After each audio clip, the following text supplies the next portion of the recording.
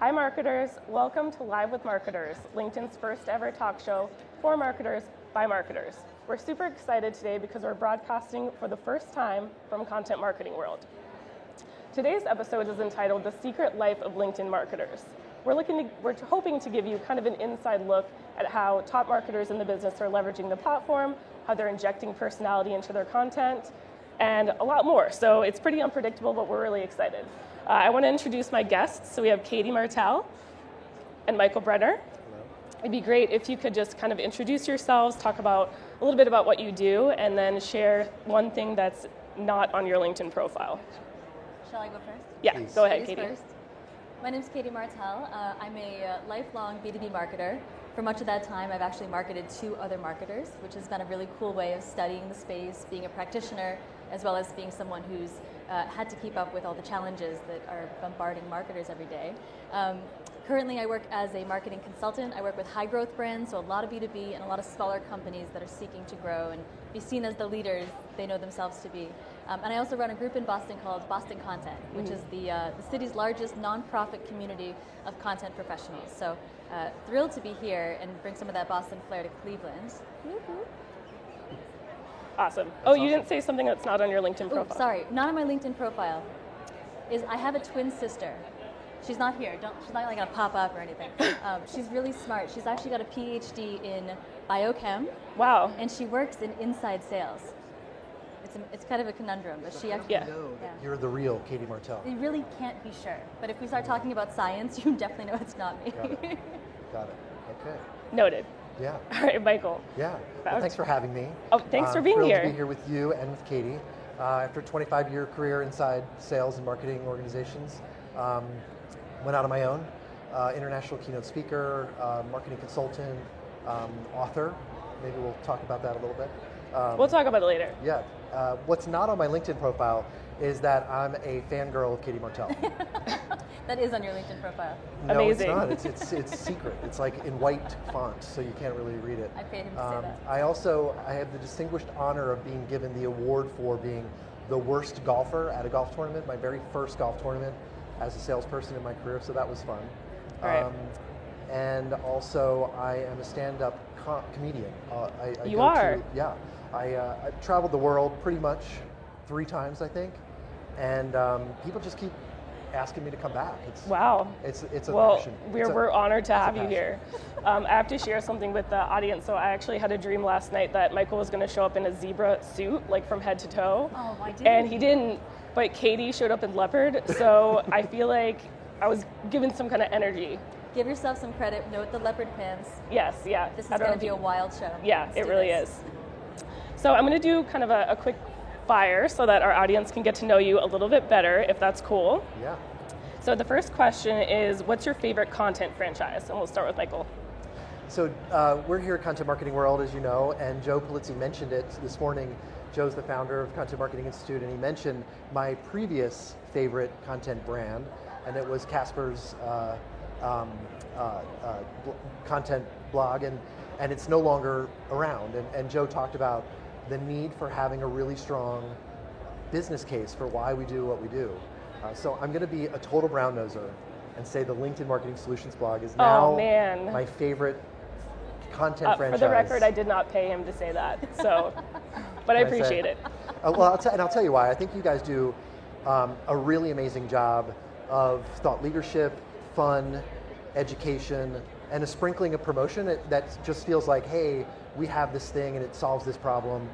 I think you balance that better than anyone I've ever seen, and so I'm trying to emulate that myself.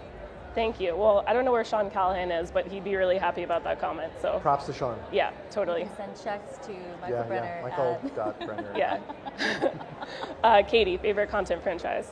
I've got 2, if that's possible. I've got a B2B one that I love, and I've got a consumer brand that I think is nailing it. Which one do you want to start with? Consumer. Yeah, Consumer consumer. brand. RuPaul's Drag Race. Any fans? I see some fans out there. RuPaul, the supermodel of the world, right, the most famous drag queen, I would say, in the world, has built an empire around drag queens. And he's done it in a way that's purely content-driven. They have an Emmy award-winning TV show that has 1 million viewers an episode. But behind that, there are a million ways that RuPaul has monetized this show.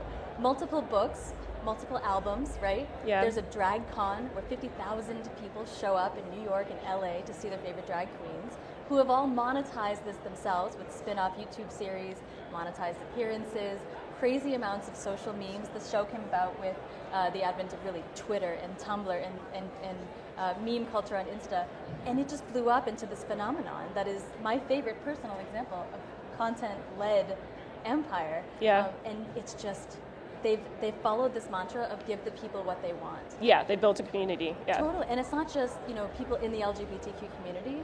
Half of their audience is straight and 60% are women. Mm-hmm. It is absolutely capitalizing on giving the people what they want and kind of doing it every single place they possibly can. So I'm like, I hope that becomes the new example that every speaker here starts to use. Go find memes of RuPaul and put them in your DAG. Okay. So am I allowed to interrupt with a question? Yeah. So let's say I have a client who is selling water filters. Selling what? I don't. Water filters. Okay, got it. I don't actually have a client that sells water filters. Let's say I do. What could they learn from that franchise? Ooh, I love this question. So what RuPaul has done really, really well is it has distilled the things about drag that everybody kind of gravitates to and loves about it. Drag is a very kind of social commentary performance art, right? And so there's always entertainment relating to it. But there's also like political commentary and some snarkiness and this kind of like underlying layer of if you can't love yourself, how are you going to love somebody else, right? Confidence and empowerment. I love that. That's really what the show delivers. Yeah, it's people in women's clothing with makeup and drama, and that's fun. But the core of it, the community is built around this ethos, right? And this value system. I don't know what a value system would be around water filters, but the people who use them, buy them, service them, have something relating to... Find the emotion. They've got some kind of value system that you could tap into. We need clean water. We do. We have LinkedIn branded water here. We have LinkedIn Marketing Solutions water. It's extra electrolytes. Extremely delicious. And now you have a B2B example. Product placement. The B2B example, if I can. Well, we gotta move on. Yeah, we gotta move on. Sorry. So the next, it's okay. You guys are both great. So the next quick fire question is, who would play you in the movie of your life? Katie. I also have two, so I'm going to give a different answer. I know. So ideally, just gotta decide. I'm very indecisive. Kate McKinnon, right? Kate McKinnon. Yeah. Everyone loves her. But SNL, also, right? SNL, exactly. Yeah. And also in all the movies, like yeah. Oceans and all that. But also Kate Blanchett.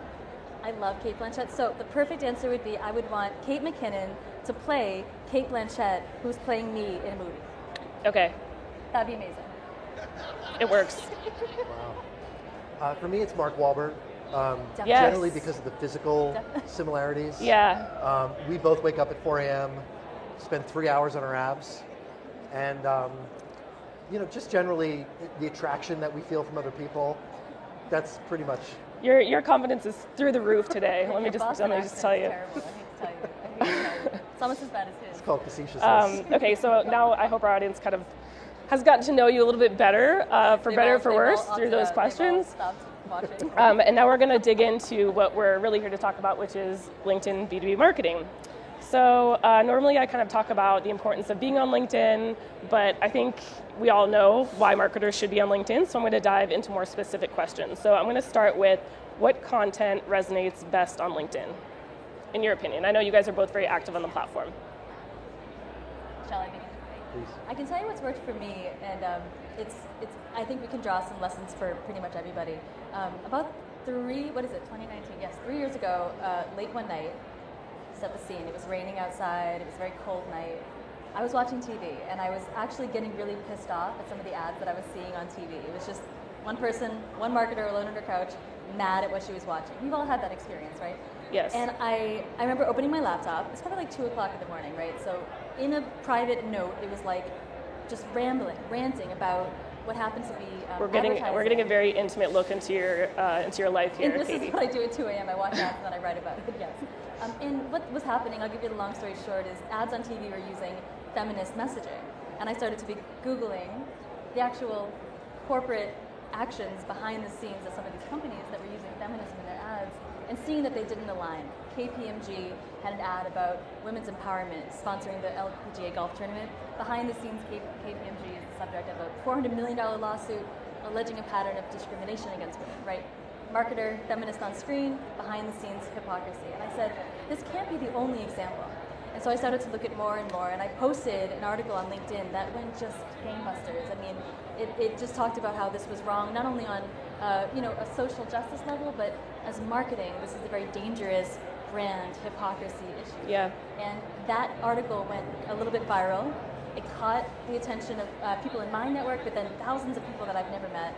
And since then, it's developed me a great platform of just being able to talk about issues that are important. It has nothing to do with my business. These are issues as a marketer that I feel are important to move the industry forward and to move our profession forward. Right. And I think that emotion behind the scenes of something has to change is really the through line of what made it so resonant and so successful. So authenticity is a big part and of anger. that. And anger. Anger at 2 a.m. And anger at 2 a.m. Michael, what about you? Yeah, I think my insight is similar. I find that most of the content that really catches my attention is a little bit snarky. Like snark, I think, is a good thing on LinkedIn if it's got good intention. So, for example, there was a video of a CEO talking about something similar to what I say in all my keynote speeches. The world has changed thanks to digital social mobile technologies. Most marketing hasn't caught up, and most marketing sucks. It doesn't work, and we need a better approach. And so I saw this video. I ranted in a LinkedIn article. I'm seeing a common theme here. Yeah, it was a rant. It's funny. I thought it was a rant, and I sent it to Ann Hanley, and I was like, "Is this okay?" I was really ranting, and she's like, "It didn't seem like a rant to me," but to me, it felt like a rant. Yeah. It was, "Hey CEOs or hey CMOs, CEOs are expecting marketing to actually show some business results," which is, I guess, that's snarky for me. But I couldn't believe how many CEOs chimed in, how many CMOs chimed in, how many agencies disagreed, how many, it was an interesting example for me of when getting pissed off at seeing stuff not working and sharing what I thought would help. So snarkiness, ranting in a constructive way really works. The other thing that works for me, and I try to do this as much as I can, is just celebrate other people. So I try to identify people that are doing great things in our industry as shining lights of example of, hey, you should be more like this and you should be more like that. Yep. What I love about both of those examples is that it speaks to why people are on LinkedIn. They want to feel like what they're doing is, changing somebody else's world. And I feel like the response that we both got to those posts meant that we struck a chord with somebody. I call that exceptional truths, things that everybody is kind of thinking, but nobody is saying. Yeah. And when you say it, and you can say it as a brand, you can say it as an individual, people will respond because they've been waiting for somebody to say it. Yeah. That's what tends to break through and also connect with people. And I think people also just want guidance. They want to be told, hey, you're all right. You're doing the right thing. This is what good looks like in a world of chaos. Yeah. Yeah. So lifting others up, tearing things down is one thing. We have to be willing to also bring, what I'm saying is we can't just rant without solutions. We should not just rant for the sake of getting it off our chest. We've all read those posts that are like, Starbucks sucks because, I don't know, too much sugar in my, it's like, well, what are you going to do about it? And what does it mean for us? I once told a client that LinkedIn should feel like an AA meeting, and I'm not sure I'm allowed to say that, but we should be sharing. We already said it on live. It should feel safe, in a vulnerable place, and we should lift people up. Yeah. It should move things forward. So we talked a little bit about, anger, authenticity. What about just, do you have any thoughts on injecting personality and humor into your content? Just because I think that sometimes people think of LinkedIn as just a little bit more buttoned up professional platform, which it is. Yes. But I think that there's still, it's still very important to inject personality into your content. So do you have any thoughts on that, or how that has helped you make your content more effective? Oh, the best example that everyone in this room and watching will know is Marketoonist. Tom Fishburne's cartoons about the realities of marketing are shared by every marketer you know every time he comes out with a new one. Why? Yeah. Because he's speaking truth to the things that we all know is wrong with the profession, but we're not willing to talk about. Again, this is about moving the industry forward, moving ourselves forward, and really not taking ourselves too seriously, which I think as marketers we tend to do a lot of. Yes. I love us. Take ourselves a lot too seriously. Yeah. Agreed. We really do. Yeah, for me it's just be yourself. I get asked to speak at events and they'll say, we want you to open up the event and be really funny. And I was joking, I'm the furthest thing from a comedian. And I know this because my kids tell me every single day that I'm not funny.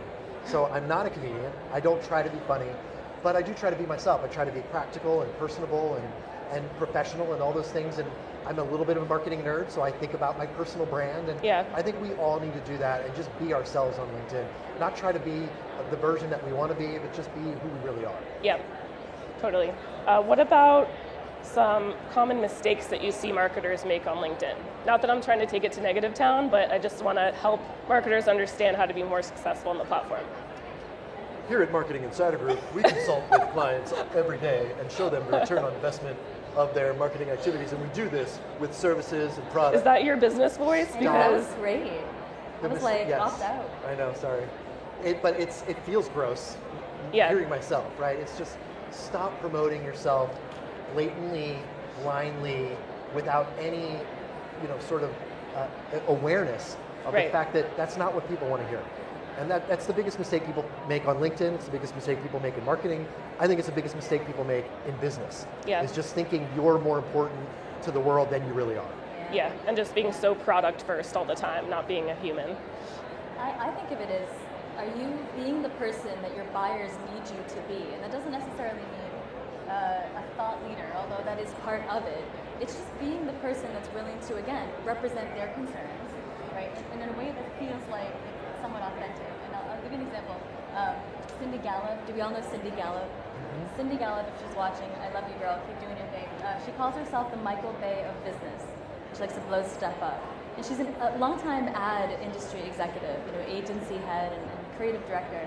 And she's kind of embraced now, again, the problems facing the advertising industry, especially how they intersect with diversity, inclusion, and women.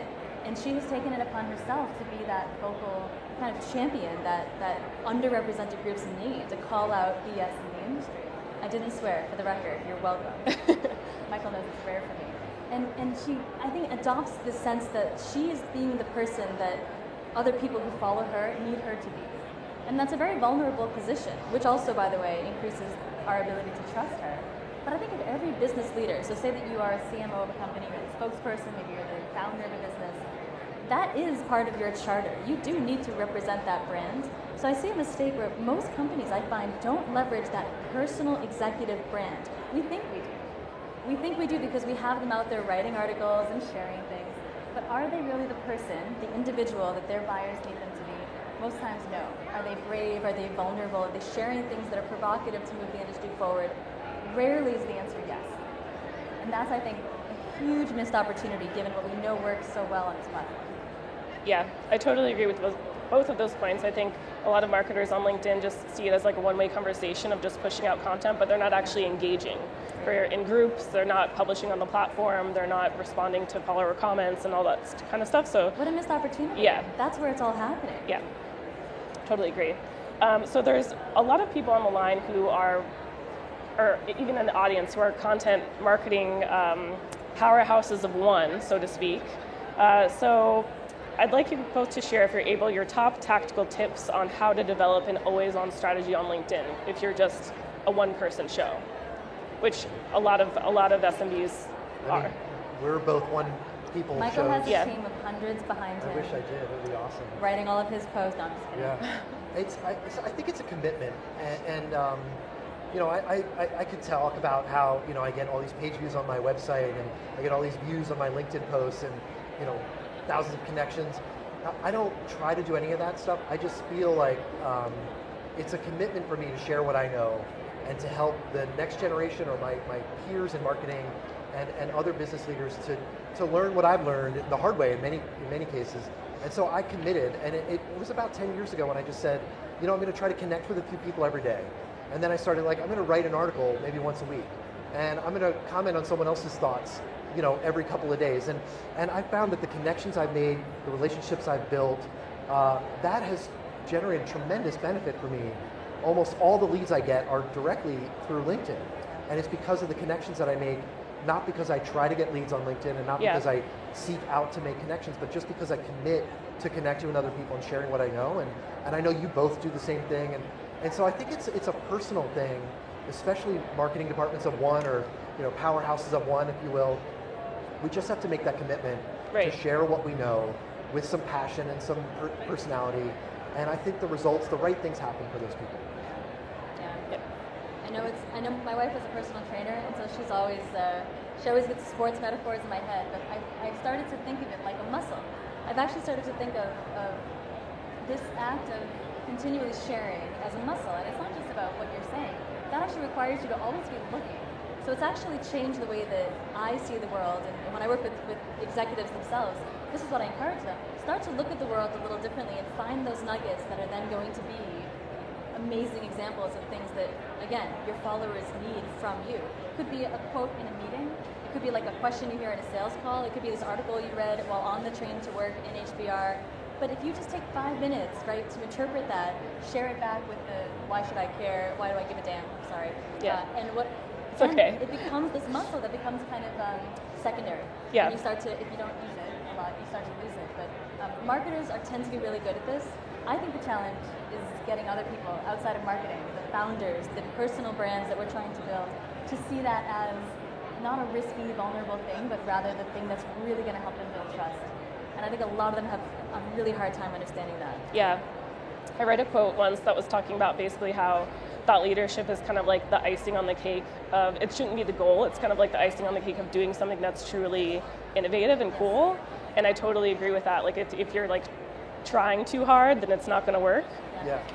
But what I think is interesting about people that are successful as innovators is like, the Thomas Edison tried 1,000 ways to make a light bulb, like all those, it's the daily consistency and commitment to solving that problem. And then we all know about the one instance when the light bulb turned on. Yeah. But it's that daily commitment that I think really gets to that innovation. Yep, totally agree. So I think when we were talking, what? Did I say something? I just said that he should be a meme, Oh, it's like an meme. iceberg, right? You see the top of it, but you don't see all the hard stuff underneath it. That should be a meme. Copyright Michael Brenner, 2019. Well, it is actually in my book that's coming out. Oh, look at that. All right, let's talk about it. When is it coming out? Door, I mean, I think you knocked on a wall to get there, but here we are. I call it the illusion point. So in my book, The Mean People Suck, how empathy can build better profits and a better life. I talk about the illusion point where an executive will ask a marketer or anyone in the business to do something.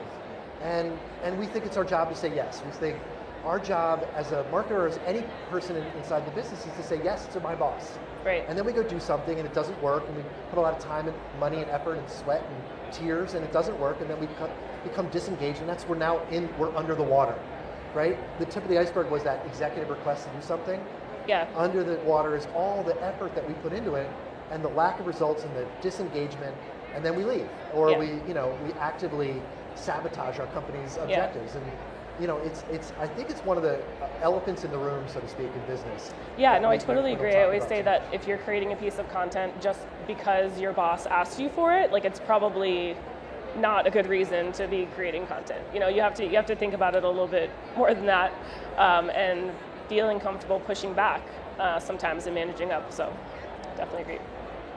How do people push back? That's a really difficult thing to do in practice. If you're being told to write something, and maybe you're early in your career, do you have tips for those people? Because that's a really scary conversation to be having. Yeah.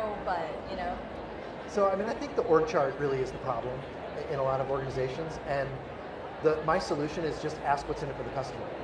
Like, does sales really need a new brochure? Yeah. Do the customers really want that printed, glossy, 35-page version? I'm not sure. Maybe they do. They probably want a magazine filled with education about leadership, but or a LinkedIn Learning course. Exactly. So I think if organizations, especially outside of marketing, but marketing as well, if we ask what's in it for the customer, the answer will lead us to the right destination. Yeah. We'll do stuff that actually matters. That will create trust and relationships that will build the business. It's a very strategic thing to say to someone, what are we trying to achieve with this? How does this ladder up to something more strategic? If you're like a 23-year-old marketer watching this and you say that to your boss, oh yeah, totally. That'd be so much respect. Like, yeah, agreed. I'm kind of scared to ask this question, but you should be. But we talked about it a little bit when we were discussing what we wanted to talk about. So, how do you join more difficult conversations on LinkedIn? I feel like I have a lot to say on this, but I'm going to keep it very brief. Okay. So, what do you mean by difficult conversations? Do you mean topics that were traditionally seen as taboo for businesses to have a say in? Yeah. Because there are some things that are taboo for LinkedIn, like don't be posting your birthday photos. Stop bragging about your daughter's internship, and no one cares that you told your Uber driver what blockchain is. Just stop.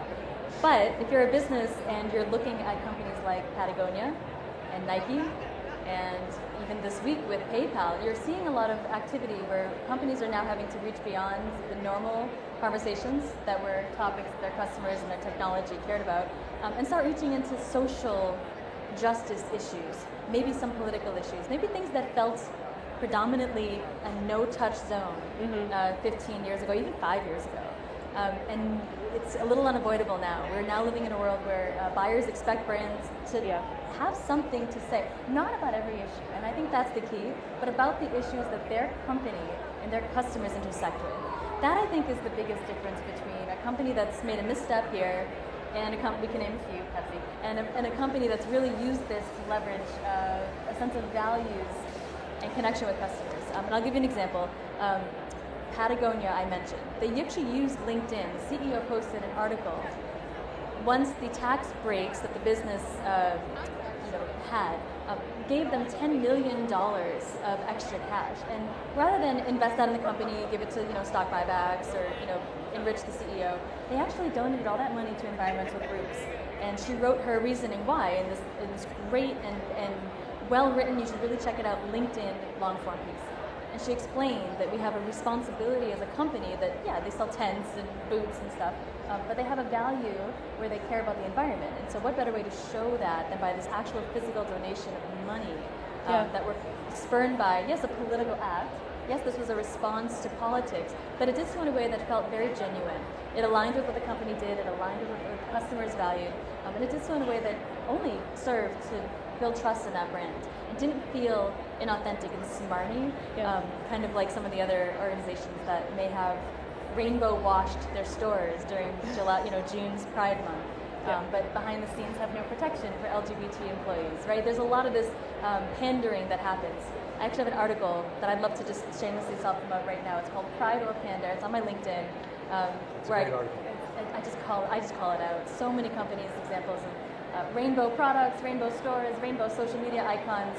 Marketers watching this are like, oh, is ours still rainbow? Do we, And it's only a June thing, and there's really no action that helps the LGBTQ community. There are a million things you can do as a business to help the LGBT community. The Supreme Court will be taking up arguments in a couple of weeks on whether or not you can be discriminated at work for being LGBTQ. If you're a company with any sense of social justice and corporate social responsibility, you should be having something to say about that and making those policies known if you've got a rainbow social media icon during June. Yep. I'll get off my soapbox now, but that's how to get into those conversations without... I think it's really interesting. The thing I struggle with is more on where does the line between a debate and trolling, like where is that line? And a lot of, like I said, a lot of my more popular content is a little bit ranty and a little bit, I'm taking a stand on not something important as a social issue, but I think some of the inefficiencies that we see in the world in marketing, and some of the comments are constructively opposed to my point of view, and I really enjoy that kind of dialogue, and some of them just are just trolling. I was talking about how CMOs should consider themselves strategically valuable to the organization, not just people that do stuff. And that I was presenting that idea to a group of CMOs, and one of them said, this sounds like culture, and sounds like innovation and leadership, like HR stuff. And she's like, I got too much email to send out. I have too many blog posts. I was like, you have too much stuff to do to care about whether it's the right stuff? Like, that's insane. So someone argued with me on Twitter or LinkedIn, I think it was my LinkedIn post, and I just, I presented my point of view, and she just hashtag me, agree to disagree. I'm like, let's have a discussion. Like, I want to hear why you think focusing on tactics and marketing is the right thing to do. Maybe there's a good idea there, I don't know. But that's I struggle with that personally, is where is the line between presenting the facts and your opinions in a constructive way, and where is someone just having a bad day? Well, to me, a troll has no interest in continuing the conversation or learning anything new. A troll is just, it's not constructive. I'm having a bad day. And I think that's the missed opportunity. LinkedIn is the only place in the world where, what is it now, 630 million people are logging in, many of which, like 40% are like daily on this platform. What an opportunity to be fostering, actually provoking important conversations about business. And yeah, it can be at the social justice level, but it can be as important as how we treat our finance colleagues as marketers. That's still an important conversation. We shouldn't shy away from that. We should be willing to get vulnerable and put ourselves out there, because otherwise you fade into the ether and nobody knows what you have to say. And that to me is worse than potentially pissing somebody off with what it is you have to say. Yeah, well, I mean, if your content marketing is for everyone, it's for no one. So, I mean, the people that are dedicated to your brand are still going to follow you. The people that aren't won't, and that's totally fine, in my opinion. So, you and Bill Bernbach. What's up? You and Bill Bernbach. Oh. If you stand for, what is it? If you stand for something, at least you've got some people for you, some people against you.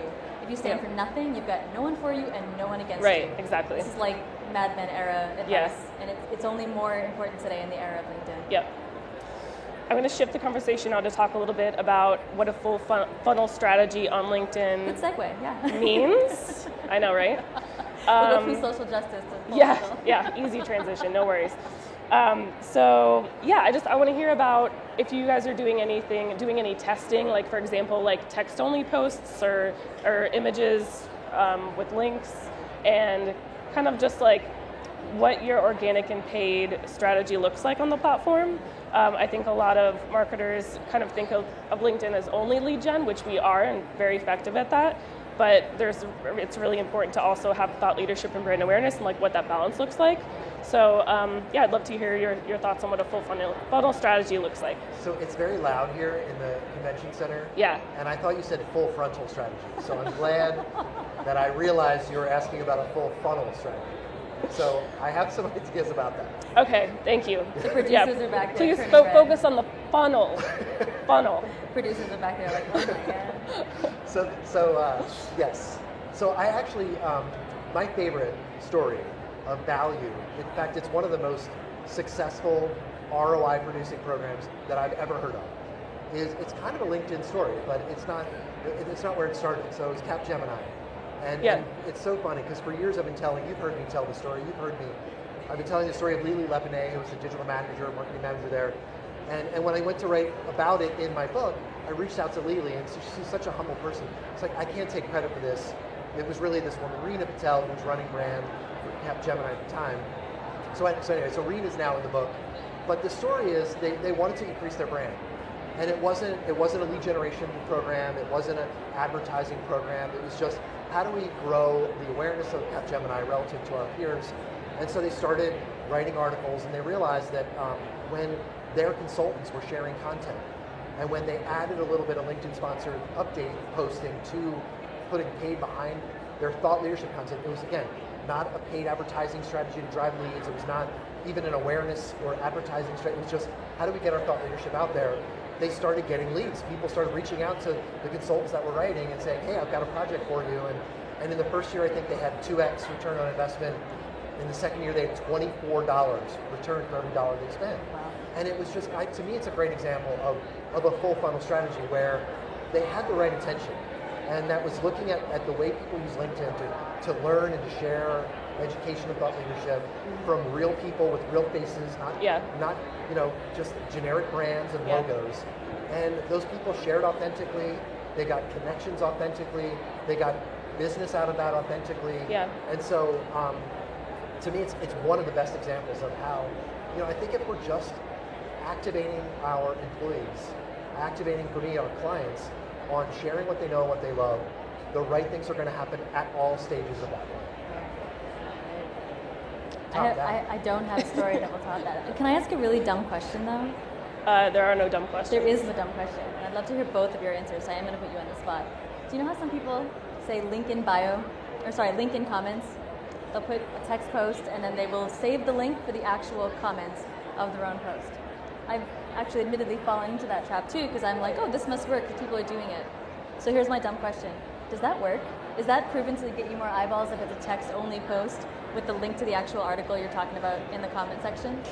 Like, are you asking, sorry, it's a little bit loud in here. Yeah. Are you asking that, is the text post more effective in getting engagement rather than like a Why link? are people doing link in comments? Like, here's a long post, but then they'll say, read more of my blog post, the link is here in the comments. Yeah. What's that about? I mean, Is I that think people are just experimenting. Yeah. What have we learned? Does that work for you too? We've done a little bit of experimenting on our showcase page of just text posts and just asking questions, and we've seen a lot of engagement. Yep. Previously, the best practice was you always need to have an image with your post, you always need to have a link, but we've been doing a lot of experimenting, and the text-only posts have been seeing a lot of engagement, so I definitely recommend testing it. So I was really hoping you were going to share all of the secrets of how the know. LinkedIn engine works, and obviously we're not going to put you on the spot. Personally, I think that people are looking, I think if I'm allowed to say this, our bullshit meters are up, finely tuned, and I think we want to avoid broadcasters, and I would even say I probably fall into this trap sometimes. Like, I'm just trying to share and create and share and create and share, and so sometimes it looks a little bit robotic. I think that people, we become tuned into broadcasting, and we tune it out a little bit when we see it. And so I think when we see like a native post or something that feels a little bit more natively shared, like somebody just went into LinkedIn and here's a link to a post I wrote about it. Something that's a little bit more thoughtful. It feels a little bit more real than just broadcasted and automated. So that's why I think it works. That's why I think live video works really well. Right. There's a couple of folks that do live video on LinkedIn so well. I'm not that person. I wish I could be, but again, I think it's because it's native and it feels a little bit more, organically shared. It feels like it's like the equivalent of a handwritten note. It's the handwritten note at the AA meeting. Bringing it back to AA. That a boy. I think video is blowing up on the platform. There's millions of marketers that are already publishing video, and video is proven to be more effective to see engagement than just like a static post or a sponsored content post. Video ads are doing really well, so that's another great point to experiment with video. I'm a big fan of the video ad experience for the user. It feels very authentic in the feed, similar to Facebook, right? And those ads are proven to outperform, and I'm excited about what brands are doing with that. I think it's actually a really untapped opportunity. They did not pay me to say this, by the way. We're not like being paid to be here. But video on LinkedIn, I think, is just the next opportunity. I think it's going to be, because it's being seen as a source of news and insight, as well as it is inspiration and best practices and all of that. That simple replacement that we are now, LinkedIn and Facebook are now where we get our news. This is the first year in history that we've ever, as a society, relied on social media for news more than newspapers. I know marketers have known that they've been declining. This is the first year that scale has tipped. And so everyone goes to social media, Twitter, Facebook, LinkedIn predominantly, for news. So what does that mean? Yeah, and I'm really happy to see that LinkedIn is kind of moving away from being viewed as just like a place where you find a job or a place where you update your profile, and more of like a content consumption platform and keeping up on industry news and building thought leadership. So you've made it a really easy way for a user to jump in and be addicted in a good way. Yeah. But it's really, and then that is an opportunity, I would say, for every marketer. Yeah, so I have kind of like a LinkedIn crush, if I'm allowed to say that, with Alan Gannett, who's here. Yes, yeah. And he's, I think, the head of strategy for Skyward now. His company merged with them. And he's like a man on the street reporter. And he started doing this one question. I know you guys know him, but if you're not following Alan Gannett, follow him on LinkedIn. Yep. Again, I wish I could do what he does, and he's great at what he's doing. But it's just a great example of what you just said. LinkedIn becoming kind of like that new source for content we want to consume. And I think that's working really well. Yeah. Goldie Chan is the queen of LinkedIn video. Yes. She did like a daily video for like 200 days or something insane. And that's amazing. I think was the only person doing that. And now you start to see more and more and more, but she really was the pioneer. Yeah. You'll notice her, she has bright green hair. Look up Goldie Chan, she's awesome. And another great point, going back to the organic and paid conversation, is that if you're not ready to start spending on LinkedIn, something that our team actually does is we just publish things organically and see what works and then put paid behind it. So if you're not quite ready yet and you're just trying to test the waters, just publish things organically and then put some paid behind it if it seems to be doing well. Can't you walk down the hall to engineering and be like, guys, how do we get this to go viral? Like, can't they tweak some things? It doesn't quite work that way. I wish. I don't have that much power, Katie. I just sit here and talk to people. Well, you guys are doing that thing. It's like, when your marketing program generates more ROI than you thought, like those thoughts of the day kind of stuff, and I don't know how well they're doing, but it's kind it shows a lot of personality from your brand, and Yep. I don't know if it's working for you guys, but that's the kind of stuff I think we all need to experiment with a little bit. Yeah, it is working. And shout out to Steve Kearns because he runs all of our social media. So he's been crushing it recently with the new tactics and the quotes of the day and Monday motivation and Friday feels and all those serial content themes that we have on our showcase page. All right, so where do you see LinkedIn in 5 years? So, as you know, you maybe have never heard the story, but my daughter and LinkedIn share a birthday. Shared what? Birthday. Oh, her birthday. Okay. So I'm sure you know, you're, I think 16, right? 16 years. Wow, you guys can drive. Congrats. So That's you great. now have a driver's license. Congratulations. Scariest day of my life as a parent, getting behind the wheel with my 16-year-old daughter. So where will LinkedIn be in 23? Right? Graduated from college, thinking about that first job. For me, I think that there's a huge opportunity. LinkedIn has become the community, as we've kind of said, for business people to not just connect with each other, but really establish who they are and their personal brands. Your corporate parent, Microsoft, I think, amazing technology partner.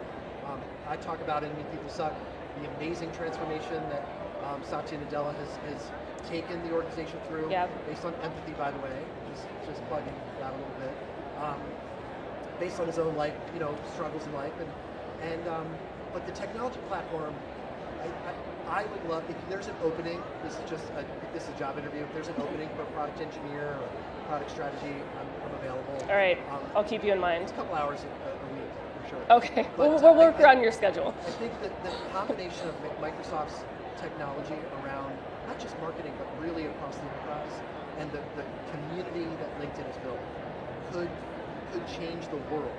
Certainly the world of marketing, but I think it could change the way business is done. Yeah. And maybe I'm getting a little bit ahead of myself. I'm not a futurist. I never put that on my LinkedIn profile, but I think that combination, I'm sure there are people in your organizations thinking about that. I'm excited about that possibility. Yeah.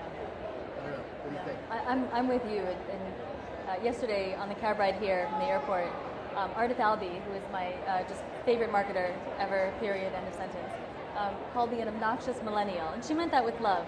But I am an obnoxious millennial. I do fall into the millennial generation proudly, for that reason. And LinkedIn was the reason I got my first job. The company, the startup that I actually got hired by, Net Prospects, now a Dun & Bradstreet organization, found me on Twitter because the chief operating officer wanted someone who was a recent graduate, so cheap, and who knew social media. So he went to Twitter to find that person, found me, reached out to me on LinkedIn, and said, "Do you want an interview?" I got approached as a recent college grad with zero experience for a job interview because of LinkedIn. And so since day one, I have always been like, oh, damn, this is something bigger than I think I, or maybe you, and even you have thought about. This is a new way of connecting in a business sense that is kind of following this consumerization of all business and how the intersection of B2B and B2C and the intersection between what we do as organizations intersects with who we are as people, this whole social corporate responsibility, stakeholder capitalism.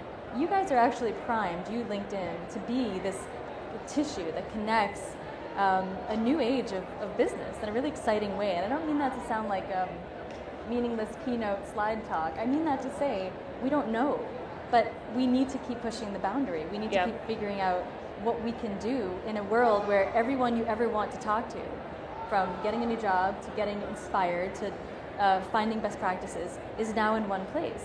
Right. If you think about it, that's amazing. My sister's company, I mentioned her at the beginning of this adventure that we're on together. She works at Stem Cell Technologies. They sell biochem smart stuff to really smart people. They're all PhD scientists selling to other PhD scientists. My sister has a PhD, and she is an inside salesperson selling to researchers and academic scientists. It's a really interesting niche of the world.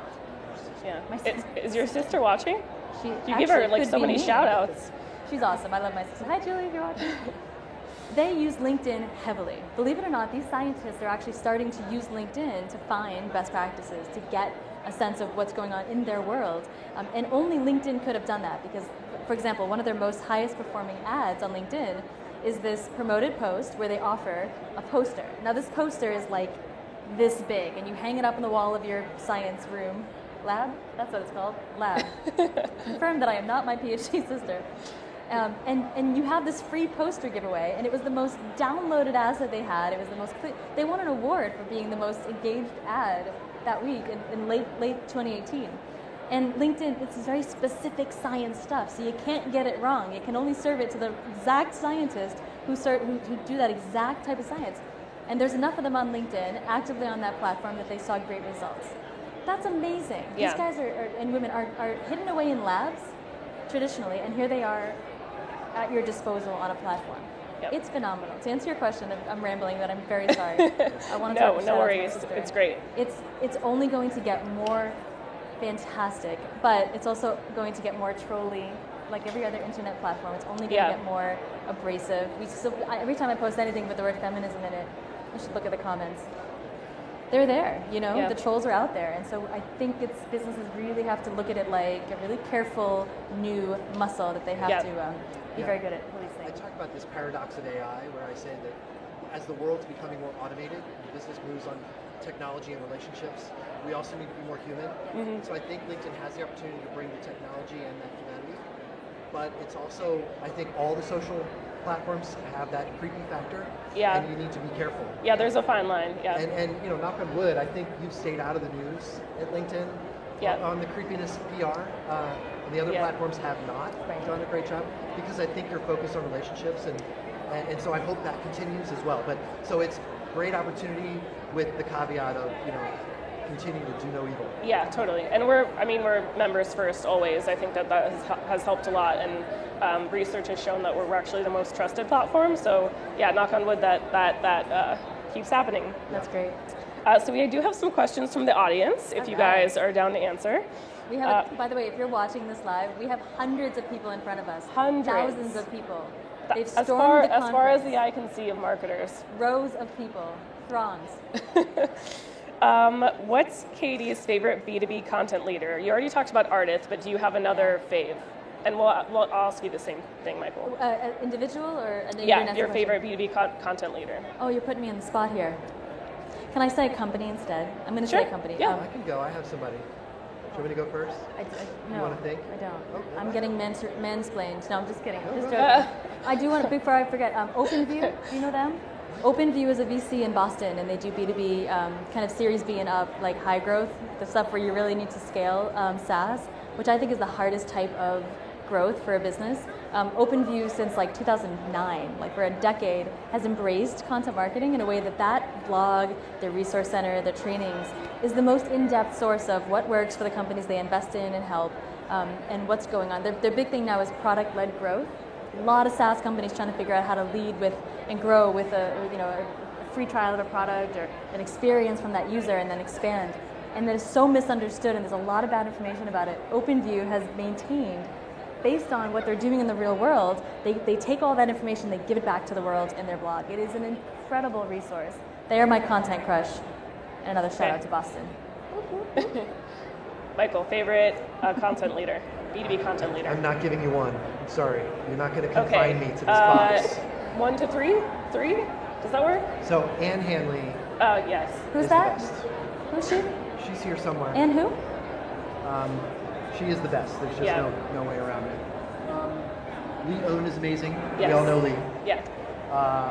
But there's two people I want to kind of bring full circle to my earlier comments about snarkiness and being helpful and raising people up. Yeah. So on the snarky side, Doug Kessler, who was standing in the audience 5 minutes ago, but he's moved down the way, co-founder of Velocity Partners in the UK, one of the most, I think, creatively minded B2B marketers I've ever met. He was one of the first people to comment on one of my blog posts, so I will always love him for that. Yeah. But they just do amazing work. They help brands find that voice that you were talking about, that what position do you really take? What does your brand really stand for? I've been criticized in the past of not really believing in a brand.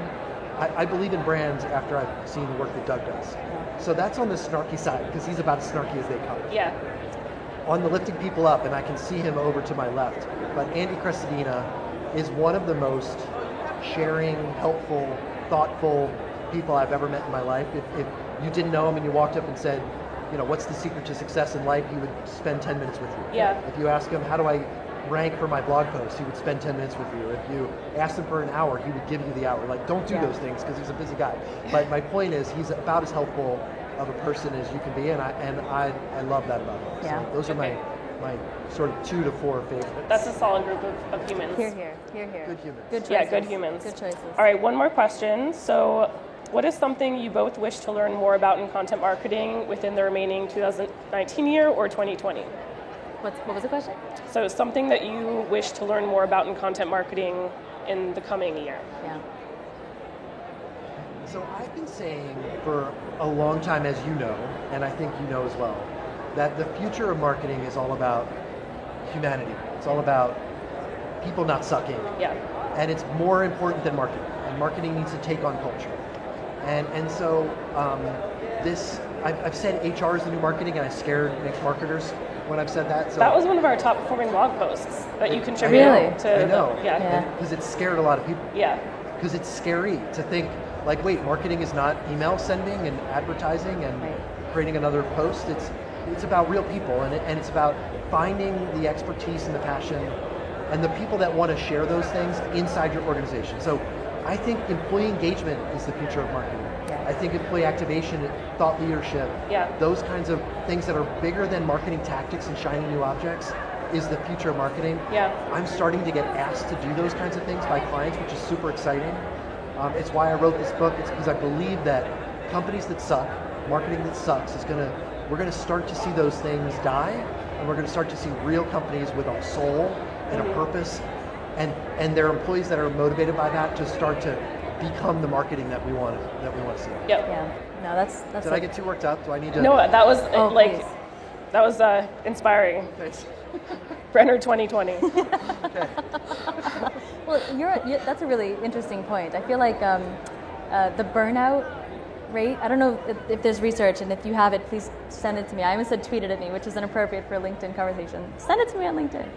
I don't know the burnout rate for marketers, but I'd have to imagine it's very high given the amount of 80% of the marketers I meet that are inside corporate marketing departments have the word help written on their shirts. Yeah, it's a really difficult time to be a marketer, and I think that's the reason for this. I think HR is the new marketing. It's the war for talent is amazingly high right now because of the good economy, but that leads a fight for good people, and the challenges that marketing has to now embrace mean that we're dumping more on marketers than ever. That's just not good as an individual. I mean, as an individual, marketers are some of the most stressed out people I know, and I am one. How do we protect our employees from the realities of the business, the challenges of business, while inspiring them to want to experiment and dig in and do more? I think that's really, I just want to plus one what you said. It's a leadership challenge. It's an HR challenge. He did pay me to say that, but and that's something that our team is focused on a lot too. We're just really trying to do fewer things better. Like literally, I have a post-it on my computer that says fewer things done better. Saying no is an amazing strategy. Yeah. Is it working? It's a good mantra. It's working. Yeah. I mean, with the support of my manager, I mean, she just helps me prioritize. She sounds amazing. She's great. Oh, she's actually hosting an episode tomorrow about B2B video. So I'll get to that in a second. Tune in. At 9:30 a.m. Eastern Standard Time. I have a gift for you guys because I want to thank you guys for coming. Official LinkedIn Sophisticated Marketer hoodies. Awesome. Go.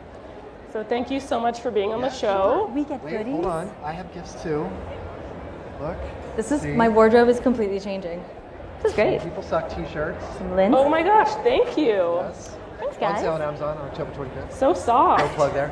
So what have you brought for us, Katie? I have Katie. absolutely nothing for anybody. Well, So But I cold. will self-promote that I do send a newsletter every Saturday called The World's Best Newsletter, and you should subscribe because I will promote this video. So there you go. I And your will book. agree, between yours and Anne Hanley's newsletter, the two best weekly newsletters I get. Thank you. Mean People Suck in stores now. I'm just kidding. in store soon. Really, thank you for pulling us together. Oh my gosh, I love thank Michael you. Brenner more Yeah, than I thank think you he so likes much. This me. was You such a regret fun. having the two of us insane Only a little lunatics? bit. Only a little bit. Perfect. For the most part, I'm very wanted happy. to take you there, but not too far. Yeah. No, thank you so much for being here. I really, Really appreciate appreciate it. And that concludes our show for today. So I want to thank everyone for tuning in and for everyone who's here in the audience.